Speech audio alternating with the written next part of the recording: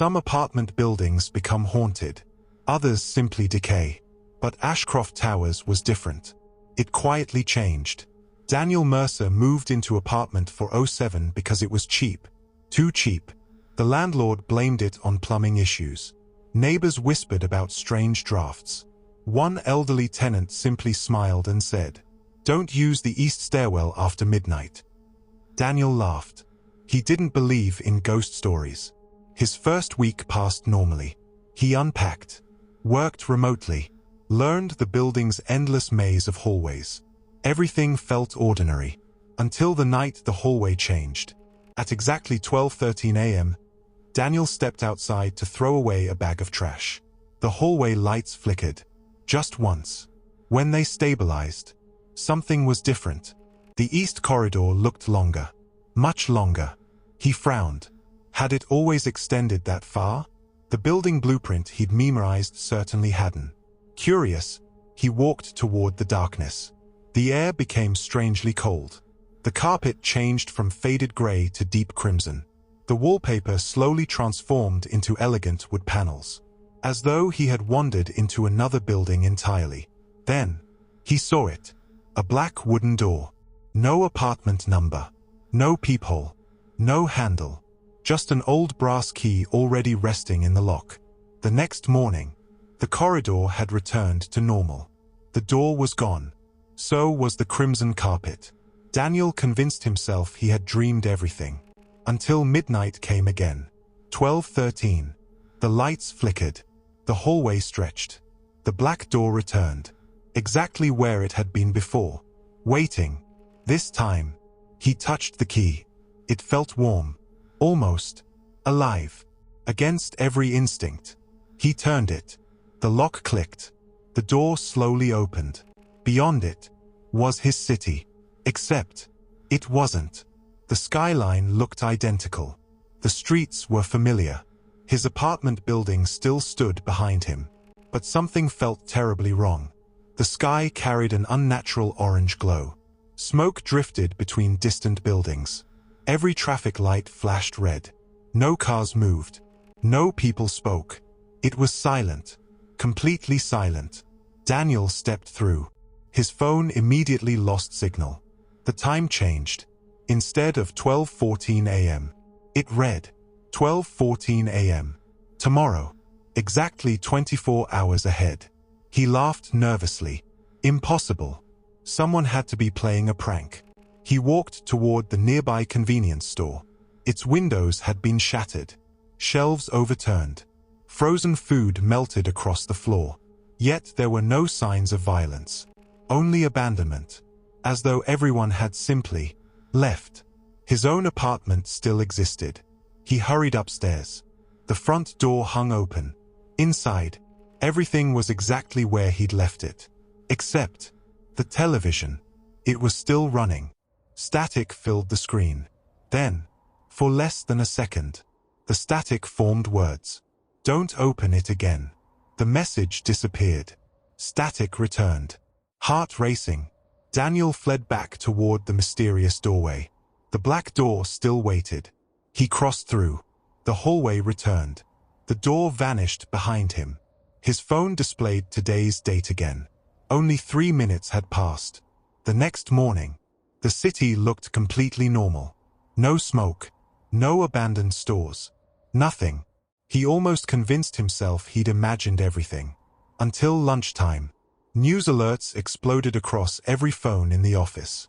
A massive electrical substation had failed overnight. Half the city lost power. Small fires broke out across several districts. Exactly where Daniel had seen smoke. Tomorrow had already begun following the script. He couldn't stay away. The following midnight, the hallway returned. The black door waited. Daniel stepped through again. Tomorrow had changed. For the worse. Military vehicles blocked major roads. Helicopters circled overhead. People ran carrying bags and children. Emergency broadcasts echoed through empty streets. No explanation. No enemy. Only panic. He found a digital billboard frozen on one emergency message. City evacuation order. Leave immediately. Do not look up. Daniel instinctively raised his head. Above the clouds, something enormous moved. Not flying. Watching. Its outline shifted like liquid shadow. Too large to understand. Before he could focus, the emergency sirens drowned everything out. He ran back toward the apartment. Inside his future apartment, someone had written across his living room wall in black paint. "Stop visiting tomorrow." Below it, another sentence, written in his own handwriting. "It learns faster every time you come." Daniel slowly stepped backward. He hadn't written that. Not yet. As he reached the mysterious door, he heard footsteps behind him. Someone entered the apartment. The footsteps matched his own. Exactly. Slow. Measured. Patient. He turned. Standing in the doorway was himself. Only older. Exhausted. Covered in dried blood. The older Daniel stared at him with hollow eyes. Then whispered only 4 words. "You're already too late." Daniel stumbled backward through the black doorway. The instant his feet touched the hallway, the door vanished. The crimson carpet faded back into stained gray. His apartment building became ordinary again. But his pulse didn't. He couldn't erase the image of the older version of himself. The dried blood, the exhausted eyes, and those final words, "You're already too late." Daniel spent the next day researching the building. Ashcroft Towers had been renovated 6 times. Before that, it had been a Victorian hospital. Before that, an orphanage. Before that, there had been nothing. Just an empty stone foundation with one strange note in the city archives. A doorway was discovered beneath the original construction. It could not be removed. Build around it. Never open it after midnight. The record ended there. No author. No explanation. That night, 12:13, the lights flickered. The hallway stretched. The black door returned. Daniel almost walked away. Instead, he stepped through. Tomorrow had become a war zone. Military helicopters circled silently. Entire skyscrapers had collapsed. Roads were split open. No bodies. No traffic. Just abandonment. The city looked as if everyone had fled within minutes. He entered his apartment again. More messages covered the walls. Every sentence was written in his handwriting. Day 9. It can see you now. Another. Day 16. It started copying people. Another. Day 31. Don't speak if you hear your own voice. Daniel's stomach tightened. How many times had he crossed this doorway? According to these messages, far more than he remembered. A notebook rested on the kitchen table. Inside, pages of frantic observations. Every crossing changes tomorrow. The future isn't fixed. The doorway remembers every version of you. Each visit creates another Daniel. He stopped breathing. Another sentence had been underlined dozens of times. Only one version can survive. Footsteps echoed upstairs. Slow. Heavy. Not one person. Many. Daniel quietly climbed toward the roof. The sound followed. Floor after floor. Never speeding up. Never stopping. On the rooftop, he froze. Hundreds of people stood silently across neighboring rooftops, all staring upward. None of them moved. None of them blinked. They were waiting for something hidden beyond the clouds. Then, every head slowly turned toward Daniel at exactly the same moment. Every face was his. Young, old, injured, healthy, bearded, clean-shaven. Hundreds of Daniels silently watching him. They all spoke together. "We opened it because you did." Their voices echoed across the empty city. "We are tomorrow. We remember every choice." And now, one by one, every Daniel began walking toward him. He ran, back through the apartment, down endless stairwells. The black doorway waited at the end of the hallway. He reached it just as dozens of his doubles emerged from every corridor. Their footsteps echoed together, perfectly synchronized. He slammed the door behind him. Back in the present. Silence. The hallway was normal, but something had changed. His apartment keys no longer fit his own door. The lock rejected him. The neighbor across the hall opened theirs. "Can I help you? I live here." The woman frowned. "No. You've never lived here." Daniel pulled out his wallet. His driver's license carried another name. Another photograph. His phone contained thousands of pictures he'd never taken.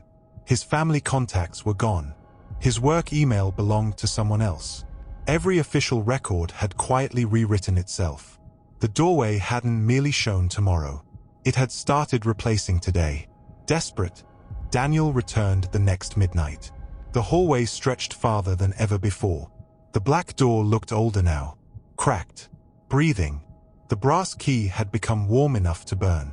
Inside, tomorrow no longer resembled Earth. Buildings bent impossibly. Gravity shifted. The sky rippled like black water. The city itself appeared to be folding inward. And waiting beside the doorway stood the oldest Daniel yet. His hair completely white. His skin pale. His eyes filled with quiet acceptance. "I've been waiting." Daniel stepped closer. "Who are you?" The old man smiled sadly. "I'm what's left." He handed Daniel a final notebook. Its first page contained only one sentence. "The doorway never showed the future." Daniel frowned. The old man continued. "It creates it. Every person who walks through changes tomorrow. You believed you were observing, but you were writing it." Daniel looked back toward the impossible skyline. "So, if I never opened it?" The old man nodded. None of this would exist. A deep vibration shook the city. The black doorway began opening wider. Far wider than before. Beyond it, there wasn't another city. There wasn't another tomorrow. There was only endless darkness. And inside that darkness, thousands of doors. All opening. One after another. As if countless worlds had made the same mistake. The old Daniel quietly removed the brass key from the lock. He pressed it into Daniel's hand. "One version has to stay." Before Daniel could answer, the old man shoved him backward through the doorway. Daniel crashed into the hallway. The black door slammed shut. The key dissolved into black dust. The wall became solid concrete. The impossible corridor disappeared forever. Life slowly returned to normal. His apartment recognized him again. His documents corrected themselves. People remembered his name. The nightmares faded. For months, nothing happened. Daniel almost believed it was finally over. Then one winter evening, he moved to a new apartment across the city. While unpacking boxes, he noticed a hallway he'd never seen before. Long, quiet, covered in crimson carpet. At the very end, a familiar black wooden door stood waiting. This time, there wasn't a key, because it was already unlocked. Thanks for watching. Follow Story Hub Central for more exciting stories.